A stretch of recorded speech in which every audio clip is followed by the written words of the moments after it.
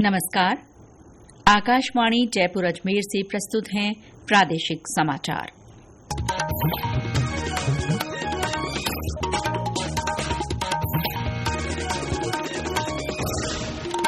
मुख्य समाचार। प्रधानमंत्री नरेंद्र मोदी कल नई दिल्ली में करीब 11,000 करोड़ रुपए की 2 राष्ट्रीय राजमार्ग परियोजनाओं का शुभारंभ करेंगे। देश भर के 1,150 टोल प्लाजा पर फास्टैग वार्षिक पास सुविधा शुरू। प्रदेश में पटवार भर्ती परीक्षा कल।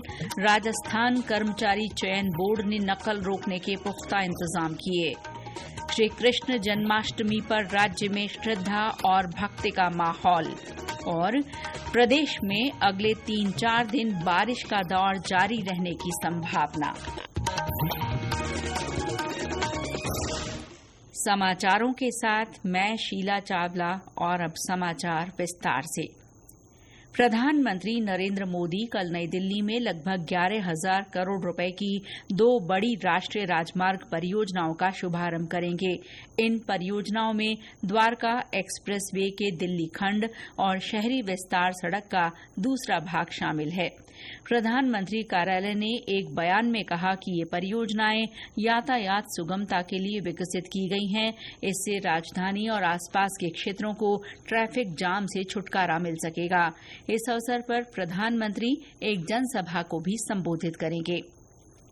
भारतीय राष्ट्रीय राजमार्ग प्राधिकरण ने पूरे देश में लगभग 1,150 टोल प्लाजा पर फास्टैग वार्षिक पास की सुविधा शुरू कर दी है। सड़क परिवहन और राजमार्ग मंत्रालय के अनुसार कल करीब 1.5 लाख लोगों ने वार्षिक पास खरीदे। वार्षिक पास से गैर व्यावसायिक वाहन मालिकों को बड़ी राहत मिलेगी। एक रिपोर्ट।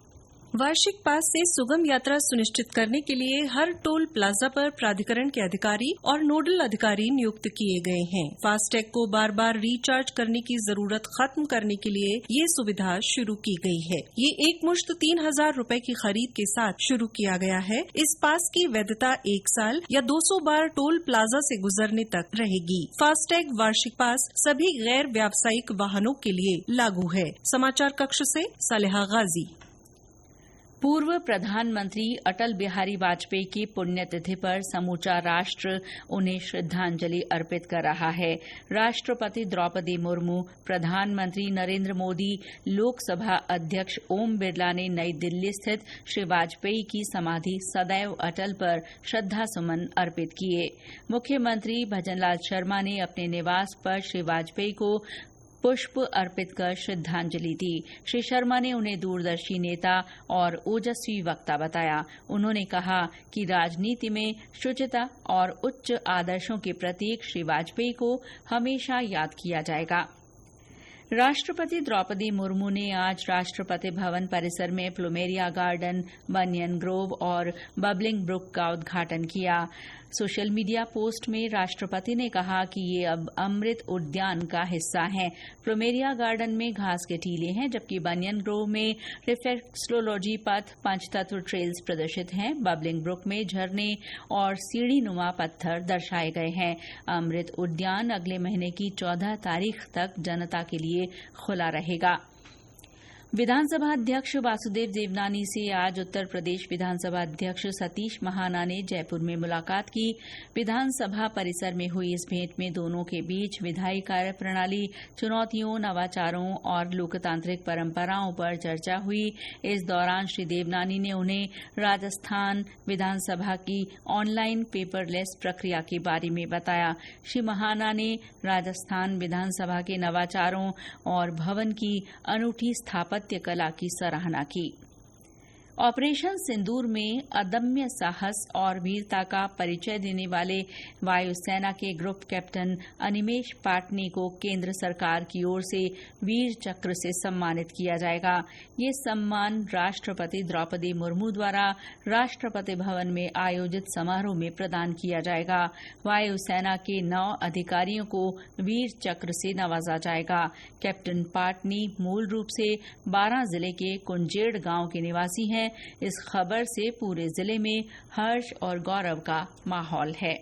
ये समाचार आकाशवाणी जयपुर अजमेर से प्रसारित किए जा रहे हैं।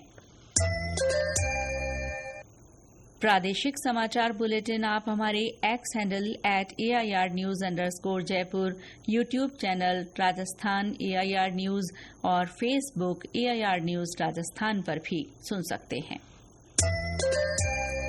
राजस्थान कर्मचारी चयन बोर्ड की ओर से कल पटवार भर्ती परीक्षा का आयोजन किया जा रहा है।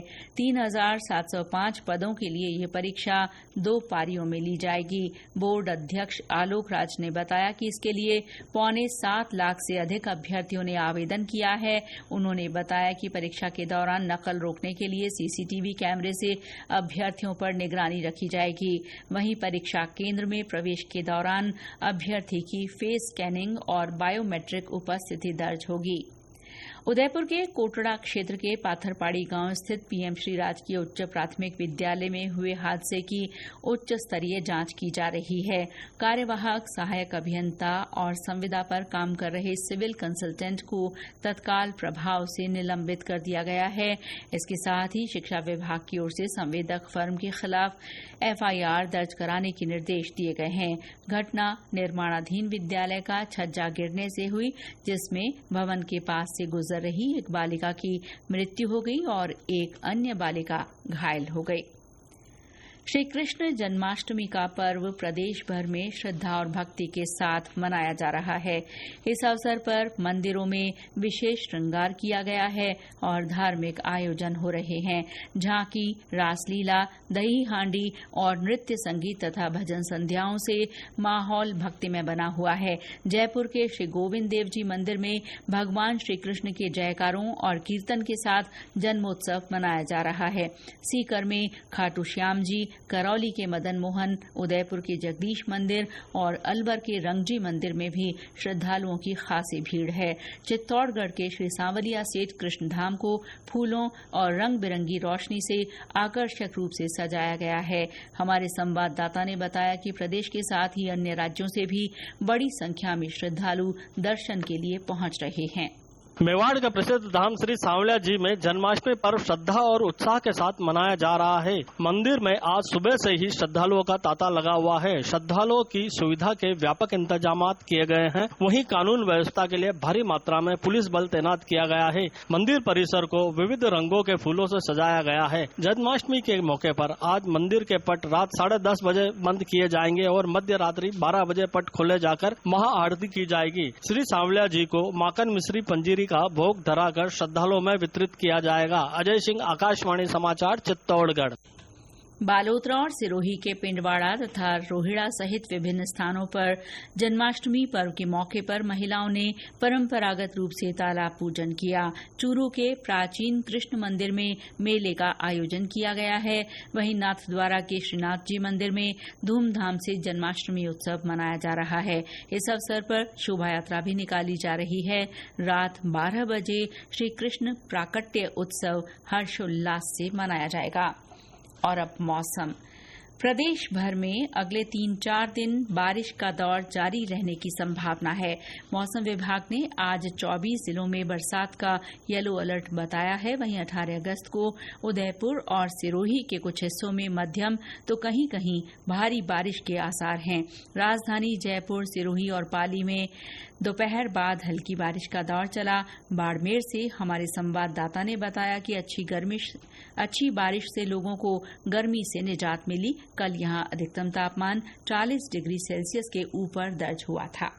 जिले में आज दोपहर बाद काली घटाएं घिराई और बरसात का दौर शुरू हो गया। इस बीच जिला मुख्यालय समेत जिले के कई इलाकों में मेघ गर्जन के साथ मध्यम से तेज बारिश हुई। रामसर इलाके में खारा, गंगाला, खड़ीन, भाचभर, चाडी और सेतराऊ समेत कई गांवों में जमकर बादल बरसे। अरसे बाद हुई बरसात से जहां एक और खरीफ की फसलों को जीवनदान मिला, वहीं दूसरी तरफ आमजन को तेज गर्मी से राहत मिली। इस बीच किसानों और पशुपालकों के चेहरे खिले हुए हैं। जसवंत सिंह डूडी, आकाशवाणी समाचार, बाड़मेर। इस बीच बीते 24 घंटों में उदयपुर के गुंगुदना में सबसे ज्यादा 7 सेंटीमीटर पानी बरसा। भरतपुर के पहाड़ी, झालावाड़ के गंगधार, राजसमंद की नाथद्वारा, कुंभलगढ़ और कोटा के सांगोद में भी मूसलाधार बरसात हुई। जालौर में तड़के रुक रुक कर तेज बारिश होती रही। वहीं बाड़मेर, जोधपुर, जालौर, बांसवाड़ा, झालावाड़, बारां, डूंगरपुर में भी कुछ स्थानों पर 2 से 4 सेंटीमीटर बारिश रिकॉर्ड की गई। इस बीच प्रदेश के जल स्रोत अपनी भराव क्षमता के 77% तक पहुंच गए हैं। वहीं छोटे बड़े 693 बांधों में से 274 बांध लबालब हो गए हैं और 280 आंशिक रूप से भर गए हैं। बारिश के सुहाने मौसम में एक साथ कई छुट्टियां आने से प्रदेश के पर्यटन स्थलों पर सैलानियों की खासी भीड़ देखी जा रही है। राजधानी जयपुर में भी छुट्टियों का आनंद लेने के लिए पड़ोसी राज्यों से पर्यटक आए हुए हैं। वहीं सिरोही के माउंट आबू में भी पर्यटकों की भारी भीड़ है। हमारे संवाददाता ने बताया कि इसे देखते हुए प्रशासन ने आबू रोड से माउंट आबू जाने वाले बड़े और भारी वाहनों पर 20 अगस्त तक रोक लगा दी है। सिरोही जिले में स्थित राजस्थान के एकमात्र हिल स्टेशन माउंट आबू में पिछले 2 दिनों से पर्यटकों की भारी भीड़ देखी जा रही है। गुजरात, महाराष्ट्र सहित अन्य राज्यों से बड़ी संख्या में पर्यटक माउंट आबू घूमने के लिए पहुंच रहे हैं और यहां की वादियों का आनंद ले रहे हैं। वहीं माउंट आबू में पर्यटकों की भारी भीड़ के चलते होटलों में नो रूम की स्थिति बनी हुई है, जिससे पर्यटकों को परेशानी का सामना करना पड़ रहा है। लगातार पर्यटकों के आने से यहाँ पर वाहनों की लंबी लंबी कतारें भी देखी जा रही हैं। उधर पर्यटकों की भारी भीड़ के चलते आबू रोड से माउंट आबू जाने वाले सड़क मार्ग पर भारी वाहनों पर 20 अगस्त तक रोक लगा दी गई है। साकेत गोयल, आकाशवाणी समाचार, सिरोही।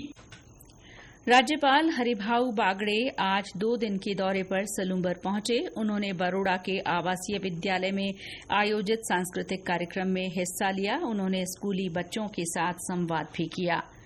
सिरोही जिले में असाध्य और गंभीर बीमारियों से पीड़ित रोगियों को घर पर ही इलाज और देखभाल की सुविधा उपलब्ध कराने के लिए आज से पैलिएटिव केयर की शुरुआत हुई। राज्य मंत्री ओटाराम तिवासी और सांसद लुम्बाराम चौधरी ने इस केयर वाहिनी को हरी झंडी दिखाकर रवाना किया। और अंत में मुख्य समाचार एक बार फिर। प्रधानमंत्री नरेंद्र मोदी कल नई दिल्ली में करीब 11,000 करोड़ रुपए की 2 राष्ट्रीय राजमार्ग परियोजनाओं का शुभारंभ करेंगे। देश भर के 1,150 टोल प्लाजा पर फास्टैग वार्षिक पास सुविधा शुरू। प्रदेश में पटवार भर्ती परीक्षा कल। राजस्थान कर्मचारी चयन बोर्ड ने नकल रोकने के पुख्ता इंतजाम किए। श्रीकृष्ण जन्माष्टमी पर राज्य में श्रद्धा और भक्ति का माहौल। और प्रदेश में अगले 3-4 दिन बारिश का दौर जारी रहने की संभावना। इसके साथ ही प्रादेशिक समाचार बुलेटिन समाप्त हुआ। नमस्कार।